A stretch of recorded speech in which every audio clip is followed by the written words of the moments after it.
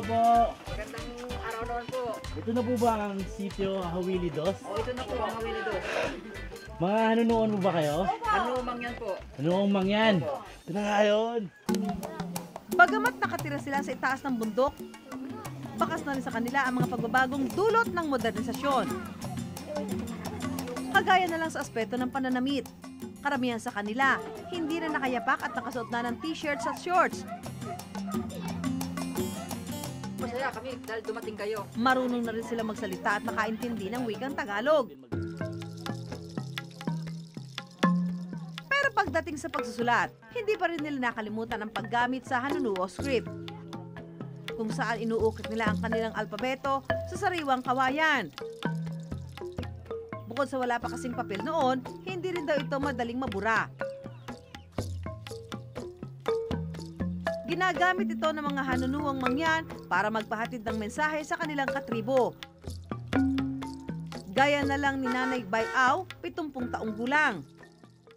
Ipinakita ni Nanay Bayaw kay Bogart ang paraan ng pagsusulat ng mga hanunuo. Kasama ko po ngayon si Nanay Bayaw, isa sa mga pinakamatanda sa mga hanunoon na marunong magsulat ng salitang hanunuo. Kasama ko po si Kuya Ingayan at siya po ang magta-translate ng kay Nanay kasi hindi po siya marunong magtagalog. Bakit po sa kawayan sinusulat siya at hindi po sa papel? Sa kanmi. Ha? Sa kawayan sa kanmi. Kami yung magsulat sa kawayan. Wala sa papel. Sa kawayan na ho talaga nagsusulatan din siya. Para hindi masira agad, kahit mabasa, hindi siya masira. Oo nga no, may punto, may punto. Oo. Ikaw na sa sarili mo mismo, bakit mo pinapatuloy yan? Sa ako hindi sa kanmi kagulangan. Kasi na kay panurat. Kasi na. Kasi tudlo sa kanmi. Mga gurangon kay Malalisan.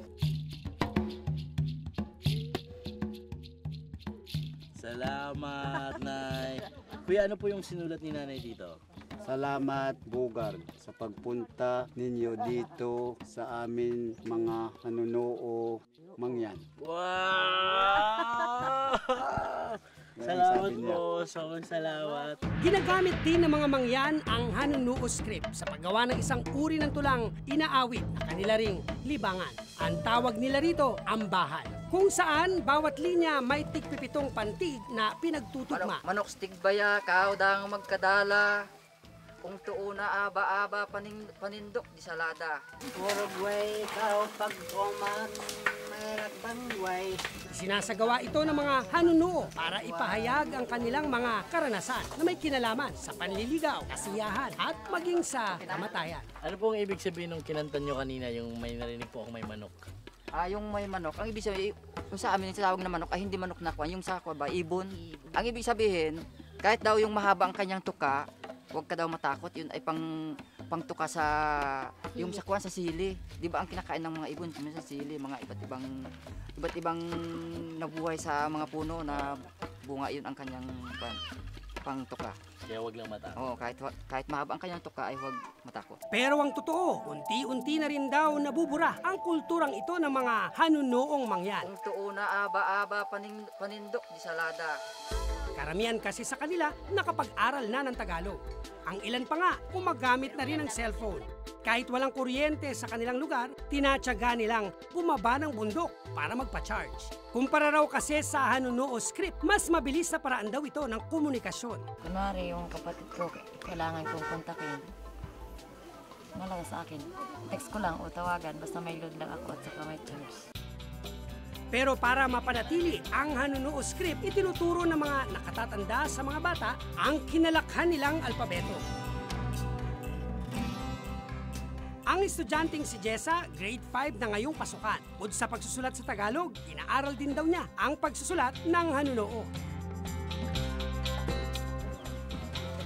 Pansin ko kasi yung habang nagsusulat si Jessa dito, mas malinis yung pag-ukit niya ng characters. Alam mo, inaaral talaga sa eskwelahan. Kasi tinuro sa eskwelahan. So, pang style eskwela. Alam mo yung pag nag-aaral ka ng alpabeto, may 3 linya, kailangan ipasok mo sa 3 at walang lumalampas. Parang ganun yung style niya.